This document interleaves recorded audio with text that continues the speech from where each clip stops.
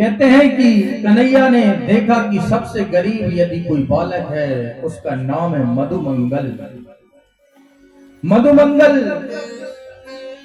से कहा कि नहीं, आज तो हम मधुमंगल के हाथ का भोजन पाएंगे महाराज।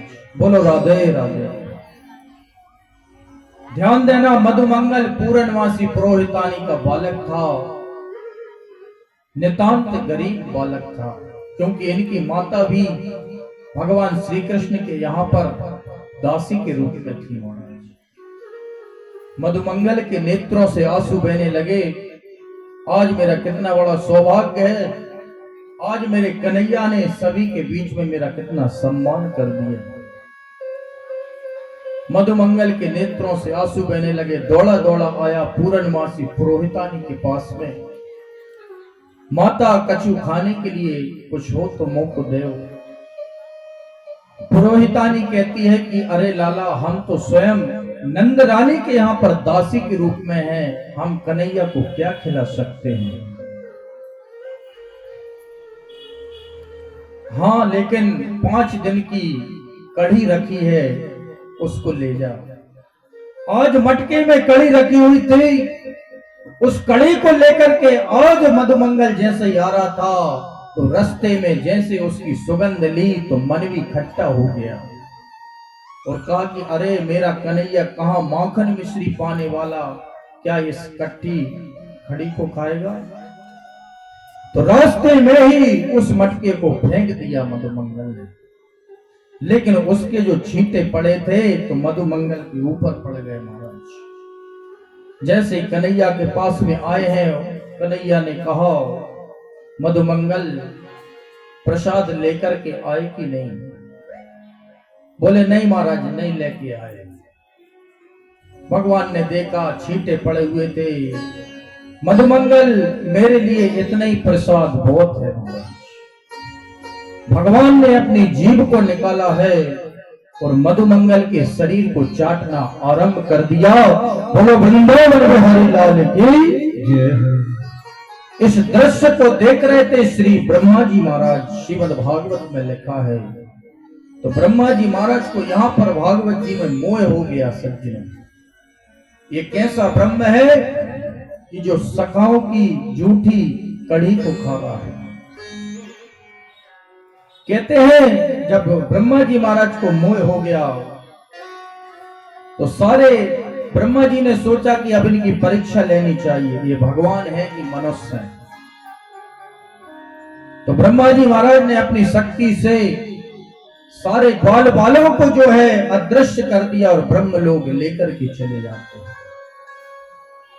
कन्हैया ने देखा मेरे सखा नहीं दिख रहे हैं, जैसे नेत्रों को बंद किया, देखा तो ये काम तो ब्रह्मा जी महाराज ने किया है। भगवान ने कहा कि अभी ब्रह्मा जी महाराज को यह पता नहीं है कि हम रिश्ते में हम इनके पिताजी लगते हैं, क्योंकि नारायण की नाभि से ब्रह्मा जी महाराज का प्राकट हुआ है। ध्यान देना, विद्वान कहते हैं और भागवत में सुखदेव स्वामी कहते हैं, राजा परीक्षित, भगवान ने एक लीला करी है।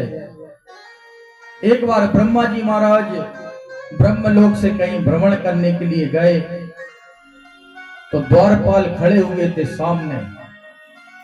तो भगवान ने ब्रह्मा जी महाराज का रूप धारण कर लिया और कहा कि देखो आजकल बनावटी लोग बहुत घूम रहे हैं, खड़िया पलटन बहुत घूम रहे हैं, इसलिए कोई दूसरा ब्रह्मा आए तो उसको रास्ते से ही अलग कर देना, अंदर मत जाने देना।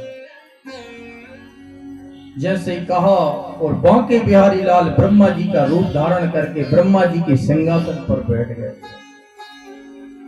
जैसे ब्रह्मा जी आए, द्वारपाल खड़े हुए थे, द्वारपालों ने रोक दिया। अरे महाराज, आप कहां पर जा रहे हैं? अरे बोले मैं तुम्हारा ब्रह्मा। द्वारपाल कहते हैं राज्य का सिर्फ एक ही राजा होता है और वो राजा सिंहासन पर बैठे हैं। ब्रह्मा जी ने नेत्र बंद करे और कहा कि ये तो मेरा बंसी वाला बैठा है। भगवान ने इशारे से कह दिया कि ब्रह्मा जी आपने हमारे सखाओं को चुराया, इसलिए हमने आपकी गद्दी चुरा ली। बोलो वृंदावन बिहारी लाल की। ब्रह्मा जी कहने लगे भैया दर्शन तो कर लेने दोगे। द्वारपाल कहते खड़े रहिए हम पूछ के आते हैं। द्वारपाल गए हैं। प्रभु कोई खड़िया पलटन ब्रह्मा आया है, आपके दर्शन करना चाहता है। भगवान ने कहा ठीक है आ जाने दो। जैसे ब्रह्मा जी महाराज आए हैं तो स्तुति करने लगे भगवान की। ब्रह्मा दयो सुरगणो मुनियोत सिद्धो सत्वे कथातयो बचसो प्रभावै। हे प्रभु बड़े बड़े देवता भी आपकी माया को नहीं समझ सकते, तब मैं अज्ञानी ब्रह्मा कैसे समझ सकता हूं आपकी माया को। मुझे क्षमा कर दीजिए। जब कोई पिता रहता है, पुत्र यदि कोई गलती कर देता है तो पिता उसकी गलतियों को नहीं देखते हैं। महाराज आप भी मेरे पिता हैं, इसलिए मैं आपसे क्षमा याचना करना चाहता हूं। आप मेरी गलती को क्षमा कर दें। ब्रह्मा जी महाराज ने जब स्तुति करी तो ठाकुर जी प्रसन्न हो गए। बोलो भक्तवत्सल भगवान की जय। और कहा कि जाओ ब्रह्मा, तुमने अपराध तो किया है, लेकिन आज के बाद ऐसा गलती नहीं करना, क्योंकि मैं भक्त के अधीन हूं। भक्त मुझे जैसा बनाता है मैं वैसा बन जाता हूं। जो व्यक्ति इस कथा को श्रवण करते हैं, परमात्मा की कृपा उनके ऊपर प्राप्त हो जाती है। बोलो भागवत महापुराण की जय। आइए एक छोटी सी पंक्तियां ब्रजेश जी के द्वारा श्रवण करते हैं, उसके बाद आगे की कथा में प्रवेश करेंगे बड़े भाव के साथ।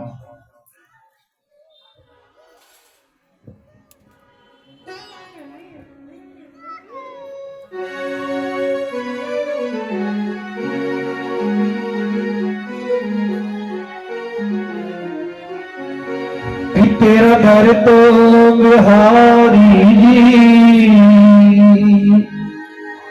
दुखियों का द्वारा है,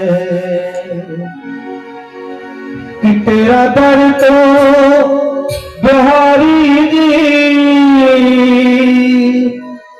दुखियों का द्वारा है। जिन्हें आस है, जिन्हें आस है चरणों की, जिन्हें आस है चरणों की, उन्हें सबका द्वारा है। कर तो बिहारी जी दुखियों का द्वारा है। तेरा कर तो बिहारी जी दुखियों का द्वारा है। तेरा कर तो बिहारी जी दुखियों का द्वारा है। तेरा दर तो बिहारी जी दुखियों का द्वारा है। जिसमें आस है चरणों की, जिसमें आस है चरणों की, उन सबका द्वारा है। तेरा दर तो मेरे काना दुखियों का द्वारा है।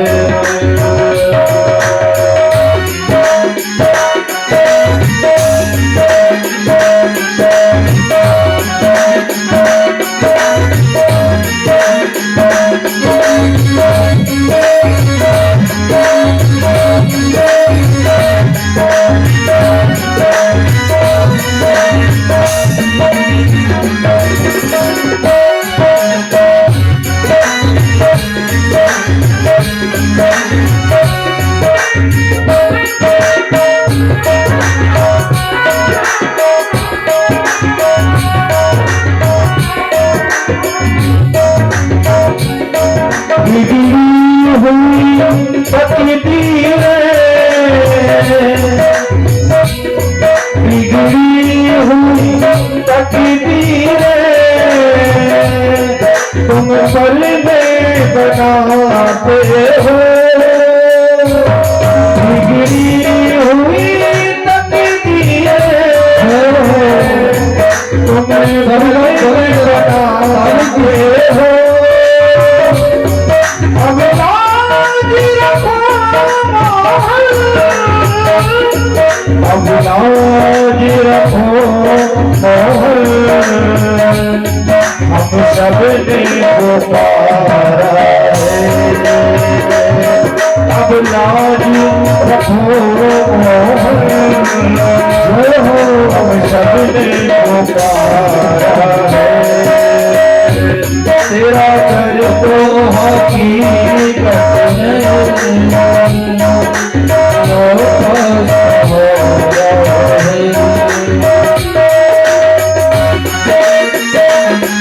दोनों हाथों से ताली की जरूरत है।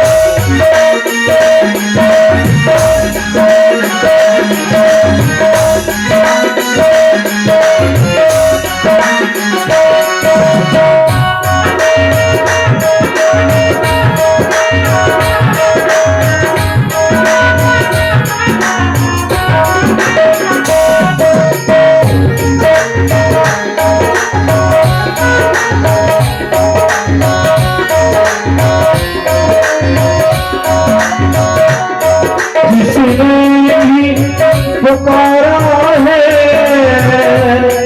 तुम थोड़े चले आए हो। जिसने भी पुकारा है तुम थोड़े चले आए हो।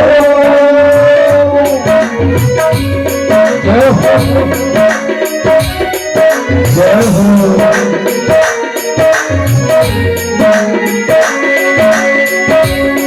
दरबार तेरा खाना, दरबार तेरा खाना, जन्नत का नजारा है। दरबार तेरा खाना, जन्नत का नजारा है। तेरा दर तो बिहारी दुखियों का द्वारा है। जिन्हें आते हैं चरणों की, जिन्हें आते हैं चरणों की, उन सबका द्वारा है। तेरा घर तो हकीकत में दुखियों का द्वारा है। दुखियों का द्वारा है। हम सबका प्यारा बोल वृंदावन बिहारी लाल की जय। सुखदेव स्वामी कहते हैं राजा परीक्षित आगे चल करके भगवान एक बार गौ माता को चराने के लिए जाते हैं तो यमुना जी के किनारे पहुंच जाते हैं। माताएं बहनें थोड़ा थोड़ा आगे सरक जाइए क्योंकि पीछे जगह बन जाएगी। बोलो राधे राधे। थोड़ा थोड़ा आगे सरक जाइए। भगवान गौ माता को चराने के लिए जाते हैं। इतने में क्या होता है, यमुना जी में इतना विष हो जाता है कि जो गौ माता जल का पान कर लेती है तो वो समाप्त हो जाती है महाराज। बोलो राधे राधे। भगवान ने देखो कि काली नाग नाम का एक सर्प रहता था। इस सर्प को निकालना पड़ेगा यमुना जी से। इसलिए एक दिन भगवान ने गेंद बल्ले का खेल सोचा है मन में और काली दय के पास में आए हैं आज बांके बिहारी। और क्या कह रहे हैं भक्त लोग, ओ काली दय पे खेलन आयो रे मेरो भरोसो कन्हैया। काली दय पर खेलन आयो रे मेरो भरोसो कन्हैया। मेरो भरोसो कन्हैया मेरे छोटो सो कन्हैया मेरे बड़ो सो कन्हैया मेरे छोटो सो कन्हैया वाली बैक के जाने मेरे बड़ो सो कन्हैया मेरे बड़ो सो कन्हैया